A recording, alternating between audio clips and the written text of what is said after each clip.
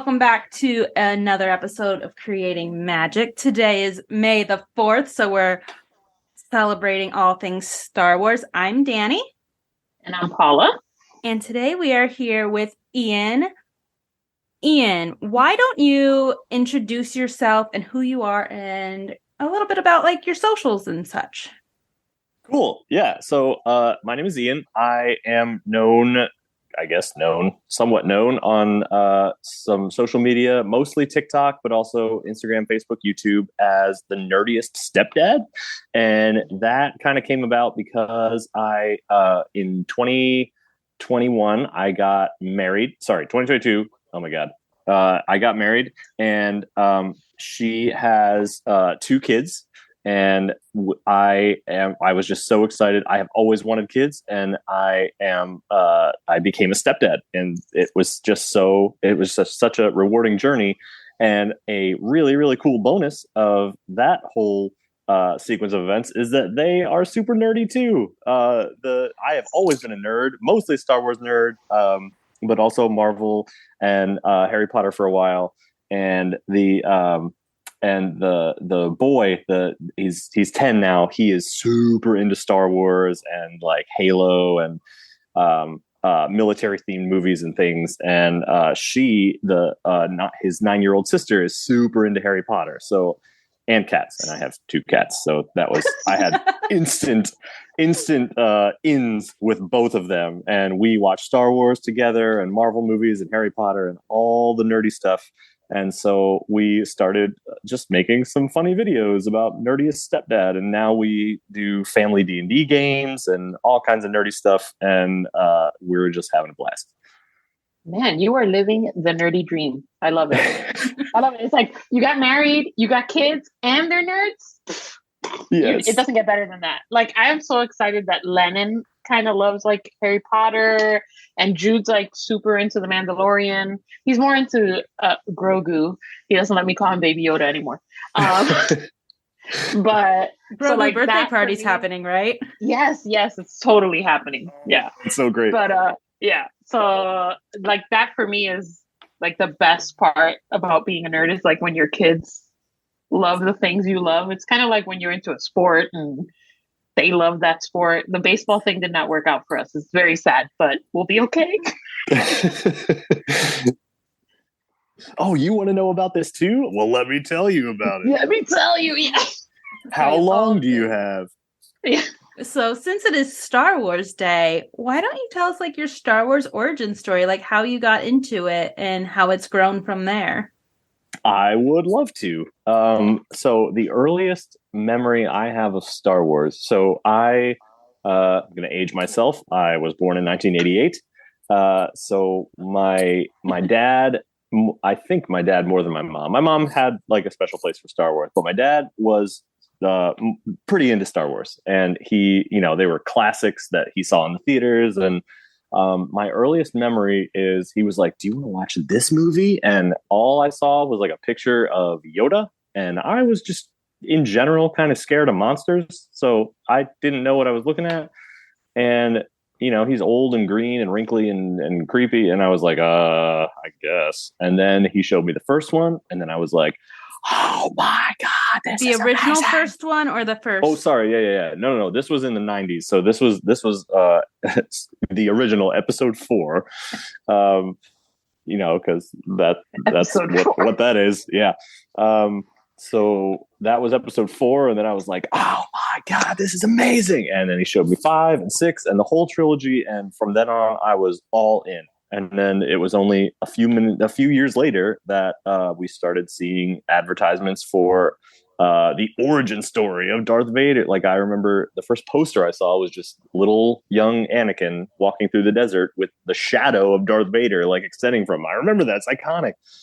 And I remember thinking I was scared of movie theaters as a kid.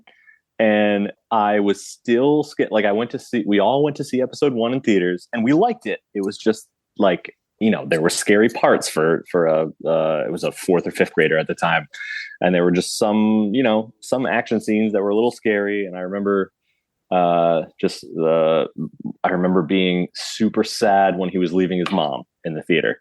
But then after like the initial emotions wore off, I was like super into it because the pod racing was awesome, and it was right as George Lucas was discovering all the CGI stuff, and that was something.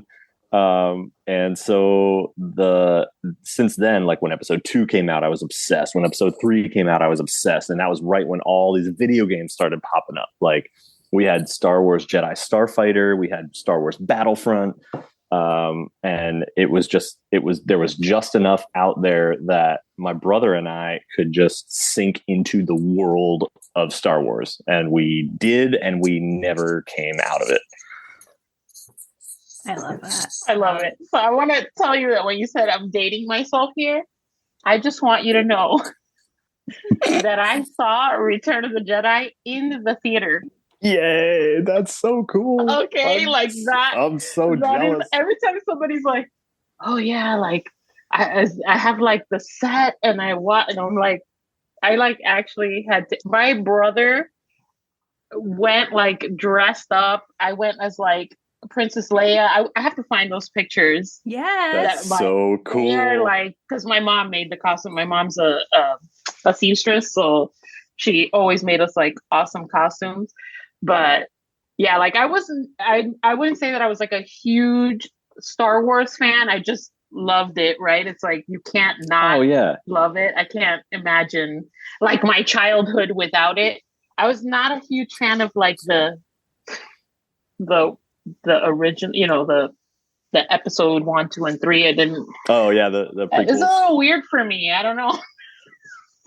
I think there's not to say anything about dating yourself or age demographics or whatever, but I think there's commonly a correlation between the age you were when you first saw it and how much you like it. Like I was super young when I saw the Ewoks, and obviously I freaking love the Ewoks, and I think I was just young enough when I saw Jar Jar not to be turned off by Jar Jar, and I didn't know any of the other.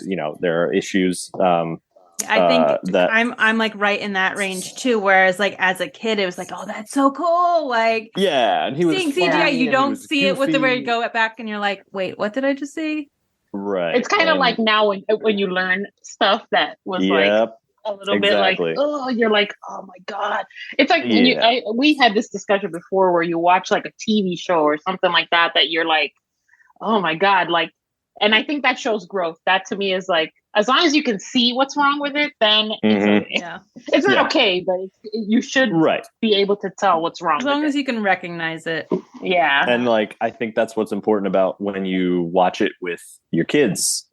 It's important to like communicate. That's why I like on Disney Plus, I like how they always like, if there's something that's an issue in the movie, they have this little precursor that's like, we left these images in, and we want to tell you that we're leaving them in because we want you to talk about it and know why they're a problem.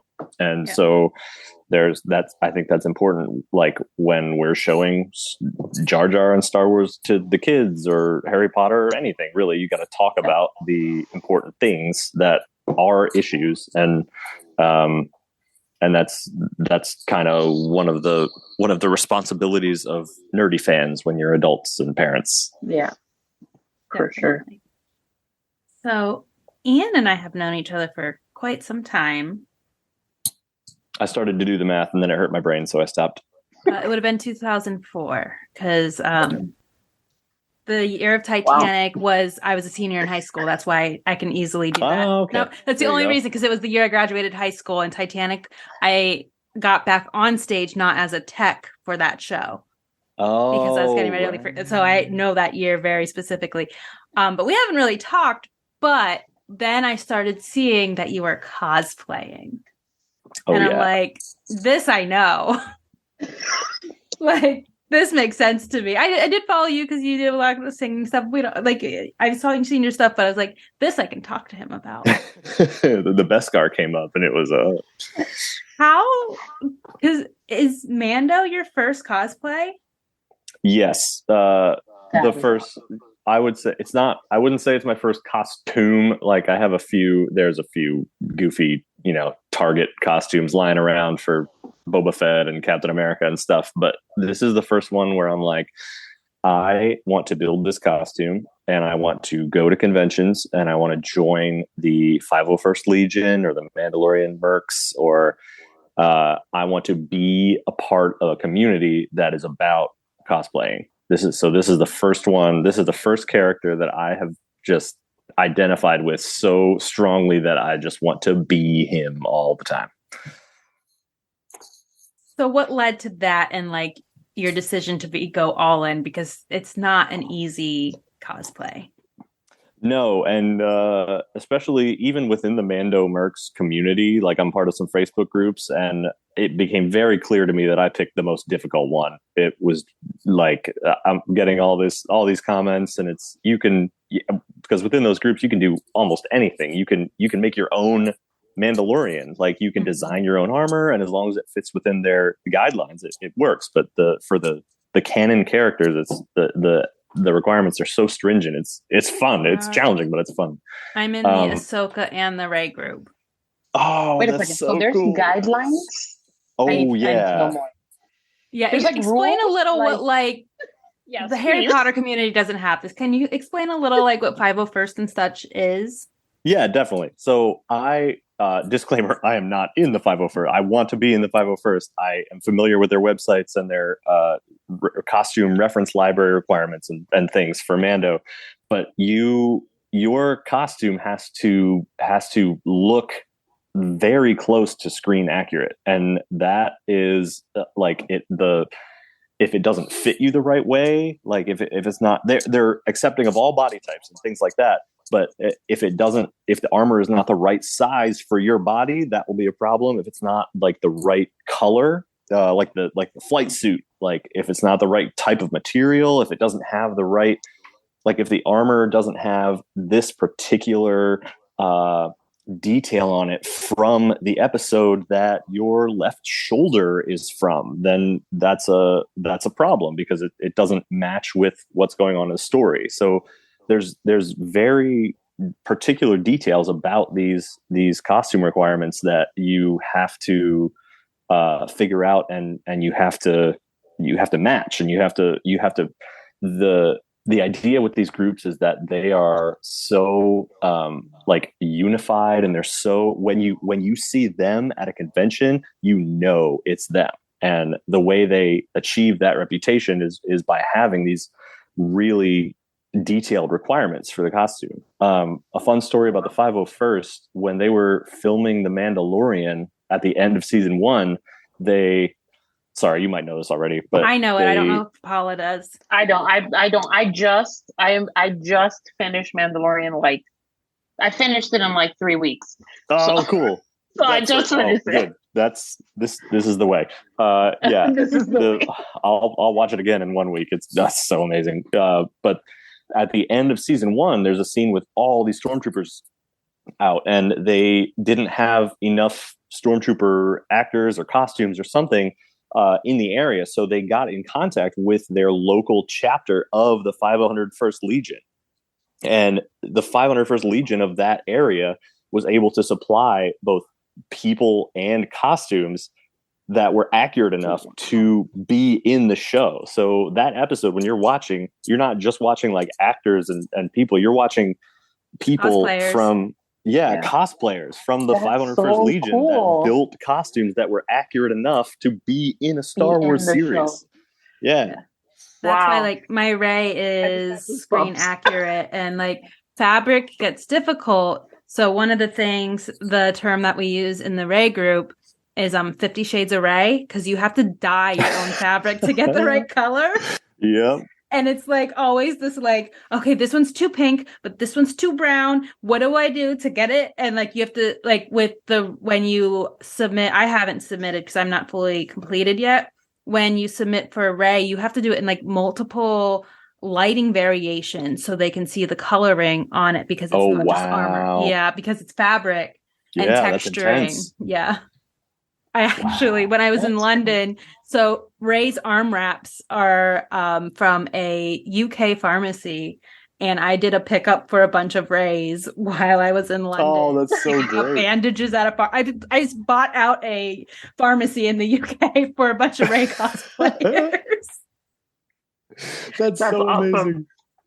So, sadly, I was there the day after Star Wars Celebration ended.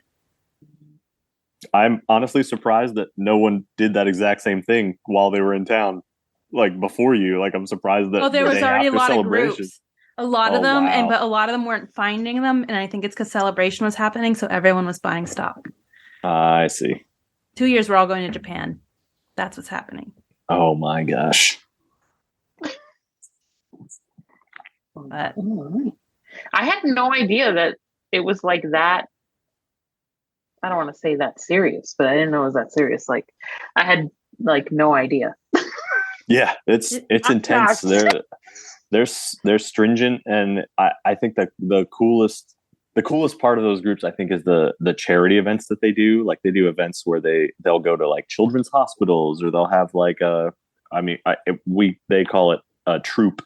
Well, they'll just have like an event at like maybe there's a Star Wars half marathon that's popping off, and they want some stormtroopers and bounty hunters there or something, or regular parades or anyone. There's a huge meetup meets at MegaCon here. There's a huge 501 meetup here. Mm. I'm shocked. I'm shook. That's the dream. I want to be there. For Paula to have a Star Wars cosplay next. Yes. Oh my god.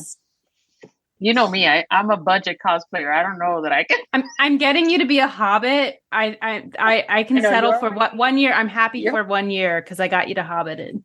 I haven't even watched Lord of the Rings. Okay, they had me hobbiting. That's great. We're working on it. Is your Mandalorian complete? It is complete for me and for my social media uses. It is not yet complete for submission or pre-approval photos or anything like that. There's as you get more and more into the details, you start to notice more and more things that you need. And so I actually ordered there's a new belt and bandolier coming, and there's a new I have a new leather shin wrap coming. And there's and some stuff I probably won't know until the first submission for approval. And then I still haven't even settled on which era. Like, I could go for a season 2, or I could go for a Book of Boba Fett Din Djarin, or I could. So I think it's going to end up with what my photos look like, and honestly their recommendations on which version I'm closest to. Yeah, like which requires the fewest fixes or fewest me making or buying new parts. So So when you submit, you're submitting like for a specific version of. Mm-hmm. There's for the 501st, I believe there's it's been a sec since I looked, but there's a season 1 version before the Beskar, like before he upgrades his armor, with all the browns and and then there's one right after he upgrades his armor to the Beskar, but before he gets the Mudhorn on his shoulder. And then there's another version after he gets the Mudhorn on his shoulder, like a season 2 version. And then there's a slightly different version for when he appears in the Book of Boba Fett. And so for all these different versions, it's like, well, he didn't have this weapon at this time, so you can't have that as part of your costume. Or, he just fought the Mudhorn at this time, so you need the Mudhorn damage on your right thigh at this if you're going for this time. So my mind is blown. I am like very specific. I just want you to know that now I'm going to be like looking it up and seeing what. Oh, you're going to be overwhelmed. Oh, when season 3 came out, you should have seen how closely I was watching the screen. Like, okay, what's different this season? Like, what does this look more like my armor or less like my armor? Like, why does the flight suit look purple? What's going on? Like, he doesn't have his pistol anymore. Someone went to an event where they could take the pictures of it. Yeah, they're uploaded so quickly. Yep. We have a friend that's going to be doing Bo-Katan for Dragon Con. I love her armor. So I'm very curious to watch that process. I'm also trying to get her to do a crossover of a Boba Katan from Harry Potter. She said she mixed up her words accidentally, and now I'm just like, you have to be a Boba Katan now. So that's our Boba Katan. I've been. Sorry. Go ahead. No. Go ahead. I can jump in. I've been experimenting with ideas because Captain America is my other favorite character, and I've been experimenting with ideas how I've taken some photos with the Mando costume holding the shield, or I have a little tesseract that glows in the dark, and I've been messing with ideas of stuff like that, or the Nerf bullets fit like right in the belt there, and it's kind of funny. That would be fun.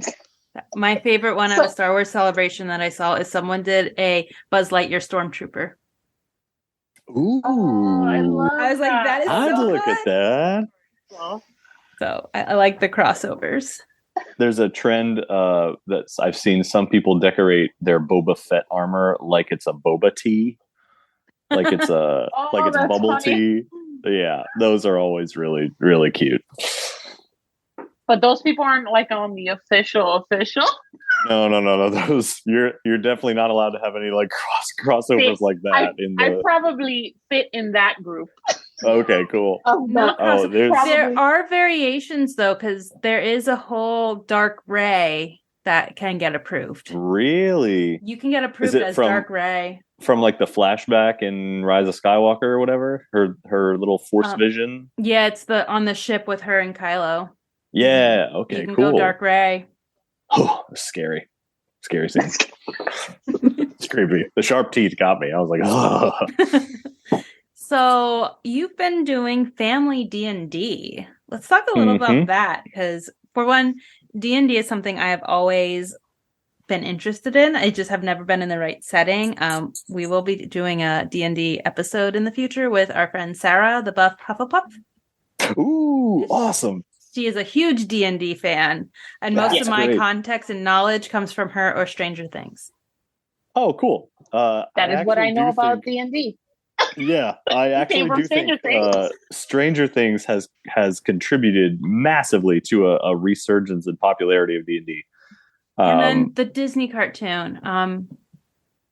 Why did I blank on the name?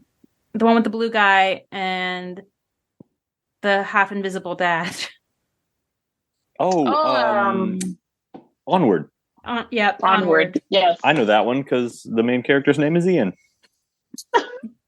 Haha. Yeah. Speaking of movies that'll make me cry. Oh my god. Yeah. But so D&D, I wish I had known about it when I was younger. I think there were kids that I didn't know very well that played, and I wish I had been part of those. I wish I had like asked and tried to get into those circles and learned how to play.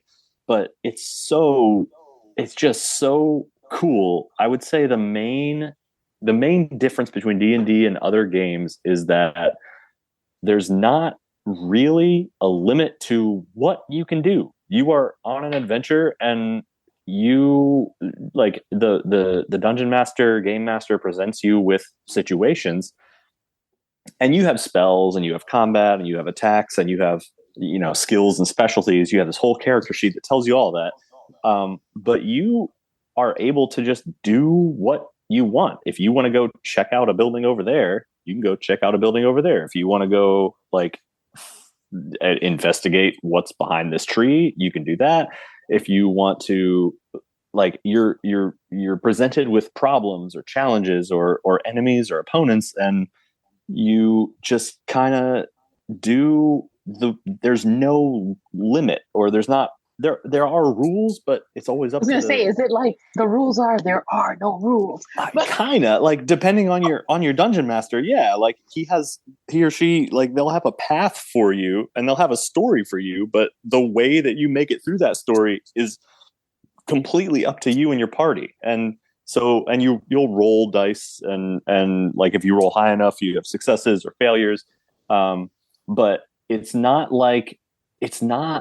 as limited as most board games, if that makes sense. Like, most board games, I feel like there are these 3 things that you can do on your turn, and with D&D, you're just adventuring in combat. There are turns, but there's not really turns outside of that. You're just adventuring, you're investigating, you're finding things, you're meeting people that your DM is making up, you're finding towns, and there are pre-made adventures for you that your dungeon master can use, or you can just completely make it up. I am making up a story as I go for our family D&D, because I wanted them to kind of get interested in the game on their own. So instead of having them build a character along the guidelines of normal D&D, I just had them invent a character. Completely use your imagination. The 9-year-old girl picked a half cat, half mermaid. That was interesting and challenging. And the 10-year-old boy just picked a specific type of stormtrooper. So already we have Star Wars in this D&D game. And my wife was like, I'll be an elf. And I was like, I can do that. I know that's in D&D. I know what we're doing with that. And so I just crafted a D&D adventure for them. And I react, I have ideas, but I react off of what they do. And I had them go through a little magical portal into a Star Wars universe for a little bit. And the 10-year-old boy was super excited about that. And then right now they're not listening, right? They're underwater and they're about to do a rescue mission and fight a big underwater boss. And I know they're in bed. They shouldn't be able to hear this. Yeah. So if he's listening through the floor, you heard nothing. And you have the baby in the game too, right? Yes. So that was pretty fun. I didn't even think of putting her into the game. Sorry, we have a 3-month-old. I don't remember if I said that at the beginning, but yeah. And one of the kids one time was like, "Oh, we should get the baby into the game." And I was like, I never thought of that. Yes, we're doing that. And for a little bit, I was like, why? How are we going to put this baby in the game? Because I didn't want them to have to worry about protecting the baby in battle, right? So what I did was I made the baby Jack Jack. And the baby has all these superpowers. I roll a D10 and whatever it lands on, that is the superpower that the baby chooses for that battle. Sometimes it helps, sometimes it hurts. It's not really, I don't make the baby really strong or weak in combat. She just kind of bounces around as a distraction. It's more fun than anything else. Baby's gonna be in kindergarten and be like, I've been playing D&D for 5 years. I know. I started at 3 months. You don't even know D&D. I was doing this before I could talk. Yeah. I couldn't even hold my own bottle, but I was playing D&D. I love that. I beat more bosses than you, and I can't even play video games. So do you think that it would be easy to teach kids to play? Like I've never played, right? But if I wanted to try to go that route, do you think it would be something easy or probably not? I think it's definitely doable. It's intimidating at first. I think the key is to understand enough of it yourself first. And there's easy ways to do that. There's a few YouTube videos that are great, that are good at really just explaining the basics of the game without getting into, because there's whole books written on Dungeons and Dragons and creatures and strategies and spells and things, but you don't need to know all of that right away. So the key is to just learn enough for yourself, and then you can simplify everything when you're teaching kids. You can Monopoly is banned here. So. Oh my gosh. Yeah. I would say that it is 100% easier to teach kids D&D than it is Monopoly. I love Monopoly, but it's right. Well, think about how you would probably simplify Monopoly, right? If you're trying. Yeah. And so you can do that with D&D. There's no D&D police, hopefully, that are going to come into your house and tell you that you're doing it wrong. No, you're just make up your own rules for now. Make it simple enough and fun enough for the kids to understand and grasp and be excited about. And then like as they get older, you can add in more of like the dice rolling and the math and the spell slots and picking cantrips and things and advanced character stuff. It would help the kids with math skills. Yeah, exactly. They know now what roll with advantage means, which is like you roll 2 dice and take the higher one. They know like if I say roll for whatever skill they have, they know that means to roll a d20 and then add their like skill modifier onto their number at the end. So it just gets them to sneaky practice some addition real quick.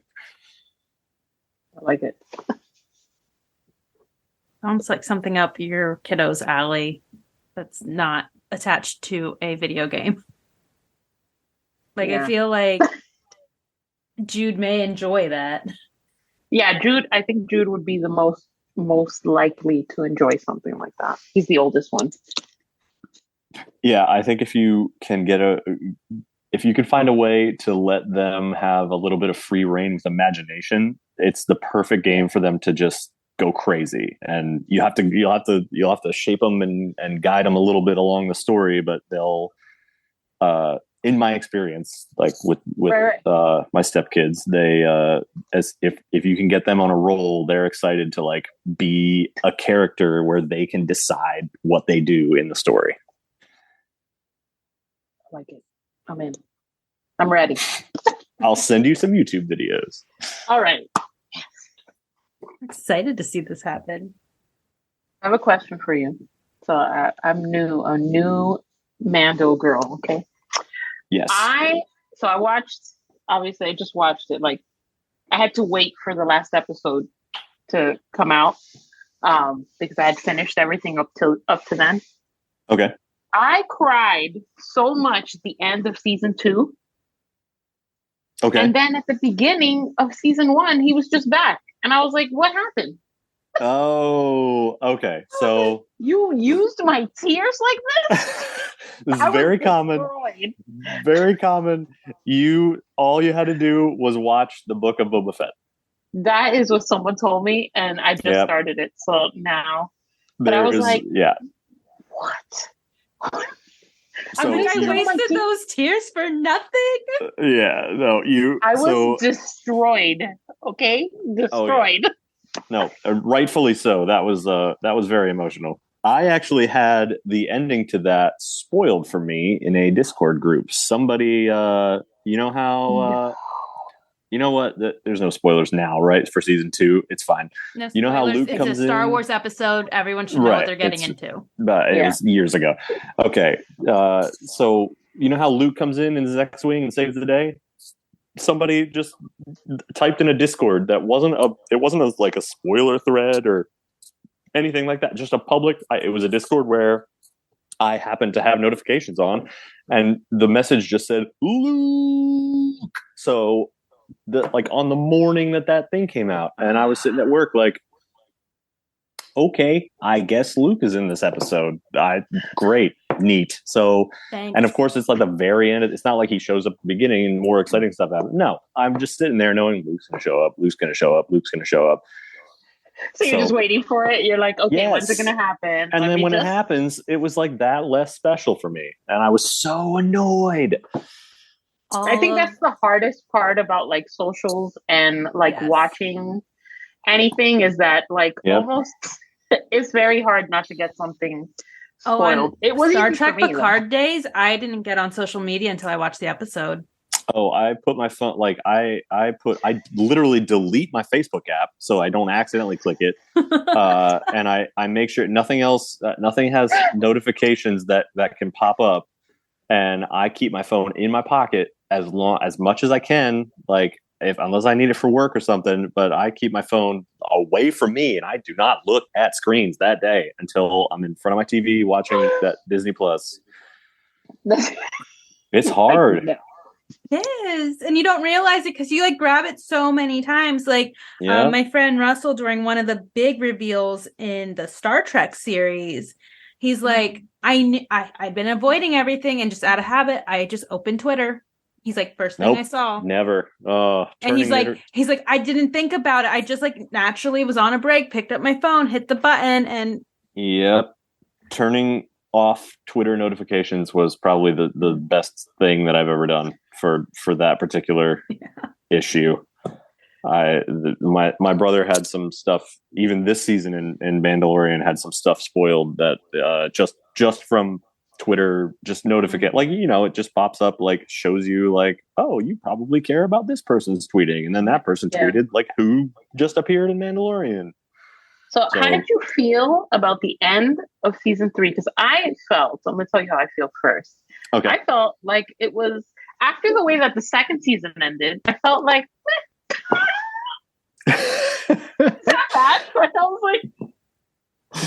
like, I think I felt so it's hard to separate like my expectations from the internet's massive expectations sometimes. I was satisfied. I did expect someone we like to die. I thought that maybe it was the armor, maybe it was Bo-Katan. I didn't really think it was going to be Mando or Grogu, but I was expecting some more of an emotional upheaval. It didn't mean I didn't like it. I was just I was ready for that to happen. And I'm glad it didn't. I don't want to be mourning anybody. And but especially so with Star Wars Celebration happening, like what, the week of the last, I thought maybe that meant they were going to just show Thrawn a little bit in there, just like one shot, like maybe he comes in at the end and kills Gideon or something. So I don't want to use the word disappointed, because I wasn't disappointed with the finale. It was just that there were some things that I thought maybe we'll see this exciting thing. Maybe we'll see this exciting thing. And we didn't. And that's fine. We'll probably see it in Ahsoka or down the road or something. It was just like, I was wrong. And what I wasn't wrong about was the armor. Everyone was like, she's the spy. And I was like, you are overthinking this massively. She's not the spy. And she wasn't the spy. I was thinking it too. I was like, oh, she's a bad guy. No, I could not see that happening, since that, like, her roles in the beginning, I could do a whole different podcast about that whole thing. Also, the way the second season ended, I didn't realize, I guess, like, timeline wise, either I didn't pay attention or I didn't catch on, but when I saw Luke, I was like, when is all this happening? Like, what where am I? Because when I saw him at first, I was like, oh, this is young Luke. This is not like, I was like, what? And then I went on the internet and I was like, yeah, there are some very helpful charts where it's like, this is exactly when in the timeline all these things happen. Yeah. It was definitely more interesting than like Marvel. For me, Marvel, I tried. I really tried. I tried, but I even tried to like watch them like in the order, and I was like, this is not for me. Oh, okay. It's not for me. It's not. I won't show you my Marvel hoodie then. Don't look at that. No, it's fine. I don't hate it. It's not Cedric Diggory, so you're good. Sorry. Oh, Paula. On a scale from Mandalorian, from Pedro to Cedric, it's not Cedric. You're good. I love this new scale. It's my favorite thing. So, as it is Star Wars Day that this episode will release, and we'll most likely get a ton of announcements, hopefully, or some spoilers or trailers. Let's get some trailers.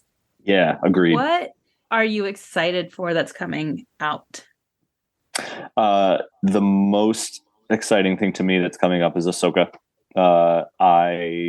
Watching the animated, the Clone Wars, I, like most of everyone else in the fandom, fell in love with Ahsoka as a character. She just has, over the course of all those seasons, she has so much depth. And even though she eventually, separated herself from the Jedi Order as we knew it, then she never really separate herself from the fight against evil in whatever forms it's taking. If it's the Separatists or the Empire or the First Order, Thrawn, whatever, she's always like, all right, who are we fighting at? Like, it's through Rebels, through even Mandalorian, like her popping up as the legendary Rosario Dawson in the Mandalorian episode and asking for Thrawn was just like that. The idea of seeing both Ahsoka and Thrawn and the cast of the Rebels crew is by far the most exciting for me. I am also I'll list. I also am excited to see that film that was announced for the Rey movie, the Rey with the New Jedi Order. The sequels get so much hate, and I hate the hate, and like it's a vicious cycle. Like the prequels got the same hate, and now everybody loves them. Like it's eventually going to turn around, I hope too, but they got so much hate for not valid reasons. Like people hide their a lot of it is misogyny, racism. A lot of people hide a lot of so-called Star Wars fans can't wait to tell you how much they hate Star Wars. And it's just like, if a show or like one series, one movie is not what you like, don't go onto the internet and onto those fandom pages of the people that like it just to shout at them how much you hate it. That's just filling the entire fandom with negativity that does not need to be there. And I hate that Daisy Ridley and lots of the cast of the sequel trilogy had to deal with so much of that trashy nonsense. Social media because of they had to. Yeah, I remember Daisy Ridley had to delete Instagram, right? And the girl who played Rose. Yeah, Kelly Marie Tran, I think. Yes. She did the same thing. Yeah, and even like John Boyega had some issues, and it sucks that people are that awful to them for not even close to valid reasons. And the fact that not only is Disney ignoring all of that, just vicious spewing hatred, but doubling down and being like, yeah, we don't care about this. This is what happened, and we're making more movies about it to move on the story that happened. So deal with it. And so I am glad that that's happening. I'm glad that we get to see what happens with Rey, because that's an era of Star Wars that we don't know yet. We don't know what's canon. I'm so excited for more Rey content. I know. So excited. Of course you are, as the Rey cosplayer. What are her new outfits going to be like? Like what's her Jedi Master Rey going to look like? I got her saber. I have her saber. It's in the that's so great. The gold one? Yep. Awesome. The tungsten. Yes. That's so cool. I have her saber now, but I have the dark saber, but I don't know what to do with it now. If I want to make it accurate, I gotta like break it or something. Break it? I mean, no. What? Have you finished the Mandalorian? Oh no, yeah. Oh, okay. I was like, did I just? You were like, oh no, don't worry. Okay. Yeah, I'm excited for Ahsoka. I'm excited for Rey. I would love if somewhere along the lines I get more Dio content, because if there's one character that I love above all other characters in Star Wars, it's Dio. Hold on, who's Dio? You gotta remind me. The socially awkward droid. Oh, the one who's like, no, thank you, no, thank you. That one. Okay, yeah. You would expect, based on the fact that my office is all Harry Potter, you would expect me to have Harry Potter Legos. You can't see it because it's on this wall. I have 2 droid Lego sets, and they're my only Legos. Oh, okay. So it's just 2 right now. The Star Wars Lego world is pretty freaking awesome, I have to say. I want that AT-AT Walker that $900 monstrosity. I want that more than a lot of things. It might happen eventually. Can't do it right now. Cosplay is too expensive, but space is limited. I think Lola is going to be my next Lego set. I think I'm going to just stick with the droids. Oh, I do love Lola. All right, Paula, are you excited for any Star Wars? Sorry, I like both. No, I saw those. I know. I don't do Star Trek. Like, I mean, I did when I was younger because my parents used to watch it, but like, what I know about Star Trek is William Shatner. Star Trek episode incoming in June when Strange New World season 2 comes out. Ooh. I'll plug my own show. I'm excited for Ahsoka as well. Like I said, I should have watched the book of Boba Fett. People told me after. I wasn't telling people that I was watching it. I was secretly watching it for the wrong reasons. But and then I found out that it's not even him in the suit, so it's fine because it was good anyway. If you mean that the reasons were Pedro Pascal, that is absolutely not the wrong reasons. Right? That's what my boss said too. My boss was like, that is absolutely the right reason. I just started rewatching Narcos. I had already seen Narcos, but I started rewatching it because, I'm pretty sure Paula just went on the IMDb page and is watching everything. I did watch what is it? We Can Be Heroes. I watched it twice on Saturday. Oh my gosh. What's funny is the kids absolutely love that movie, and every single time we watch it, I always forget that he's in there, and then he shows up. Two big Star Wars stars are in there. Yep, and every single time I'm like, "Oh, I forgot." Every single time. I started watching Narcos again, and then I never realized it never hit me before. I'm Hispanic, so the Spanish in Narcos is so bad. Oh no! Like Pablo Escobar could barely speak Spanish, and that is like. But literally, the best Spanish speaker in this entire show is Pedro Pascal. That I was like, of course he is. He's perfect. He's greatest man alive. Greatest man alive. You. He can do people. People are unfollowing me. I'm pretty sure because of my Pedro content, but I don't even care. You don't want those people. That's but the thing is, people are unfollowing you, and then other people are going to be following you because of it. Exactly. So now I'm like kind of like switching between like Harry Potter and it's not even Mandalorian. It's Pedro. I like Harry Potter. I like Star Trek. I like Pedro Pascal. Exactly. Profile. It's the profile name has changed. Pedro is now in like if you look her up, it's like Paula, Harry Potter, Pedro, like art. Yeah. That's great. He's moving up the ranks. So and then every day when I log in, people have sent me like, it is the most interaction I've had. Like in my DMs, people send me videos. If only your engagement counted your DMs. Right. If they counted my DMs, I'd be like viral. But I mean, yeah, that's Pedro. Pedro's where it's at. Right, Ian, is there anything else you would like to share?